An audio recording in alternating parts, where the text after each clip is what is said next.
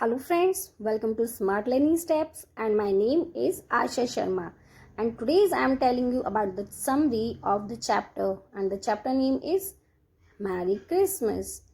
Merry Christmas. First of all, I will introduce you about the writer, the novelist of this chapter, and the novelist is Lois May Alcott and she was the famous American novelist. चलिए now start the summary of this chapter. इस summary के अंदर 4 sisters होती हैं. सबसे बड़ी sister का नाम होता है मैग, देन आफ्टर जो, बैथ एंड एमी. और वो अपनी मदर के साथ, Mrs March the name of their mother, वो अपनी मदर के साथ बोस्टन के मैथ्यूसेट्स में रहती हैं. उनके फादर वॉर पे गए हैं.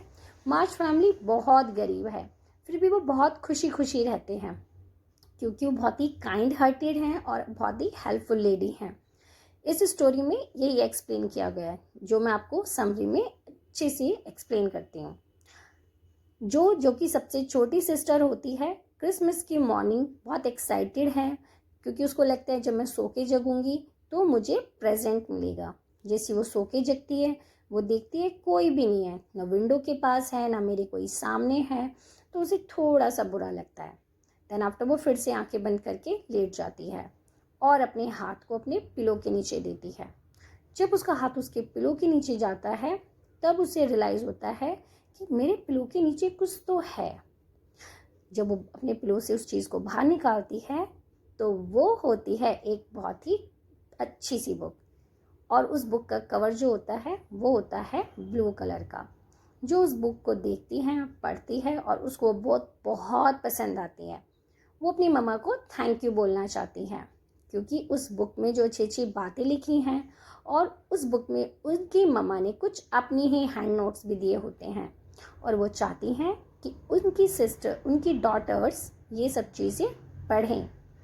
जो अपनी बुक को लेते हुए बहुत ही खुशी खुशी अपनी बड़ी बहन मैग के पास जाती है और उसको मैरी क्रिसमस कहकर जगाती है.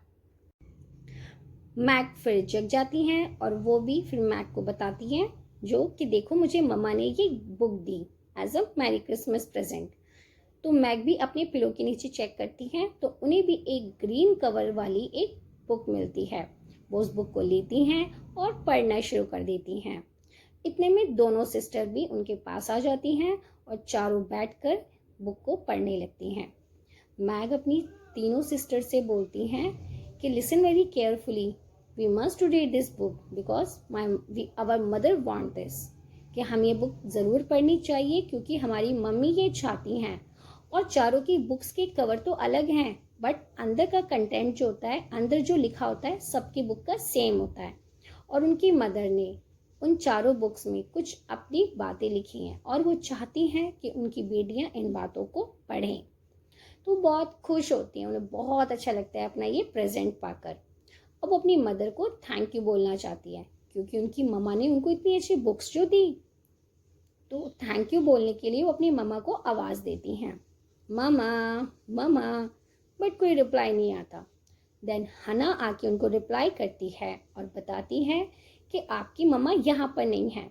वो एक पड़ोस में जो पुअर लेडी है उसकी हेल्प करने गई है, उनको पूछने गई है कि उनको और क्या चाहिए. हना कौन होती है? हना इस घर में एज अ मेड है बट वो इस घर में एज अ मेंबर रहती है. क्यों? क्योंकि सभी उनको एज अ मेड की तरह, सर्वेंट की तरह ट्रीट ना करके as a family member treat करते हैं.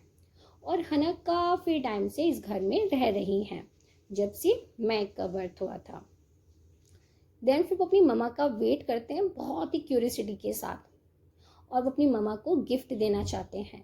उन्होंने एक बकेट में बहुत अच्छे अच्छे गिफ्ट्स रखे हुए हैं और वो उस बकेट को सोफे के नीचे छिपा देते हैं और बोलते हैं कि जब मम्मा आएंगी तब हमको उनको ये प्रेजेंट देंगे. तो जैसी सीढ़ियों पे उनकी मम्मा के पैरों की आवाज़ आती है तो वो आपस में बोलते हैं जल्दी जल्दी गिफ्ट्स को छुपाओ, जल्दी से बकेट को छुपाओ, मम्मा देख लेंगी एंड शी इज़ कमिंग.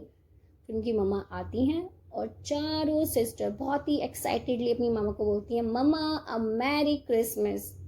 मम्मा भी उनको बहुत प्यार से बोलती है merry Christmas to all my little daughters.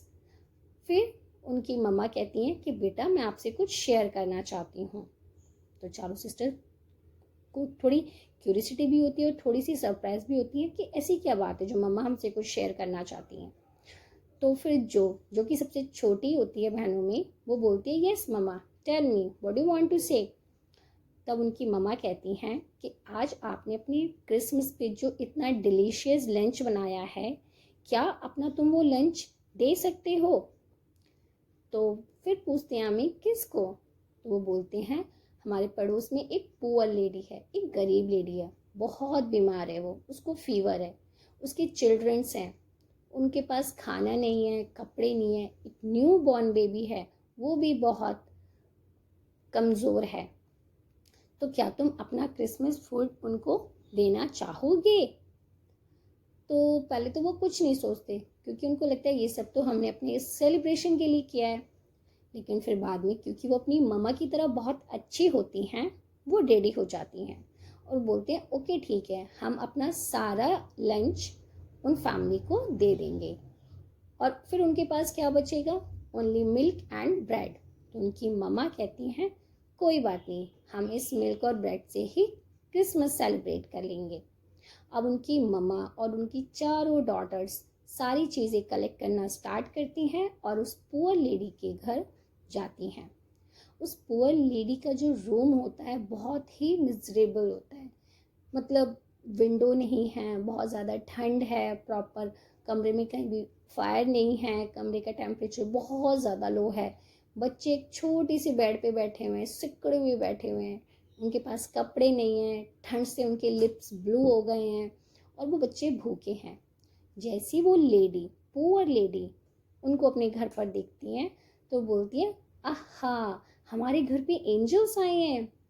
और जब वो अपना सारा सामान रखती हैं तो बच्चे इतने खुश हो जाते हैं, खाना देखकर, कपड़े देखकर, वो बोलते हैं मम्मा देखो देखो हमारे घर कितने सारे एंजल्स आए हैं।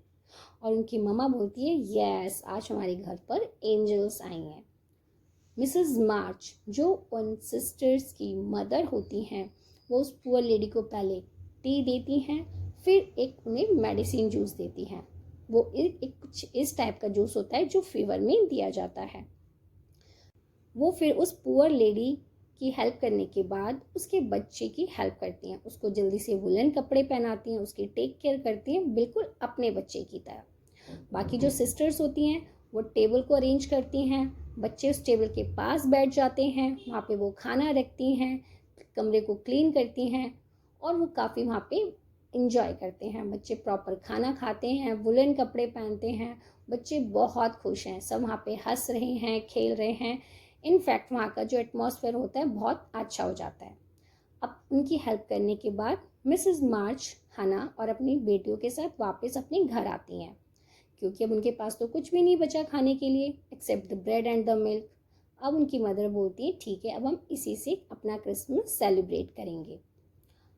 क्योंकि अब उनकी मदर कुछ कपड़े इकट्ठे कर रही होती हैं उस पुअर लेडी और उनके बच्चों को देने के लिए, तो चारों सिस्टर डिसाइड करती हैं कि हम मम्मा को थैंक यू और रिटर्न गिफ्ट में कुछ प्रेजेंट देना चाहते हैं।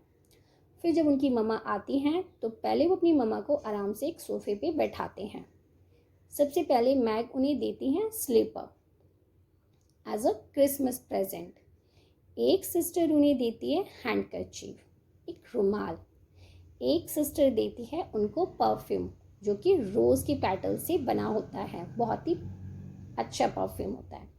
और एक सिस्टर उनको देती है बहुत ही प्यारे से सुंदर से वुलन ग्लव्स। देन उनकी मदर बहुत खुश होती हैं, वो थोड़ा सा इमोशनल हो जाती हैं और अपनी बेटियों को बहुत सारा प्यार करके बोलती हैं thank you my little daughters. और इस तरह से मार्च फैमिली क्रिसमस सेलिब्रेट करती है। सो गाइज, ये थी इस चैप्टर की समरी। आई होप आपको अच्छे से समझ में आई होगी and thank you so much for watching this video. Thank you.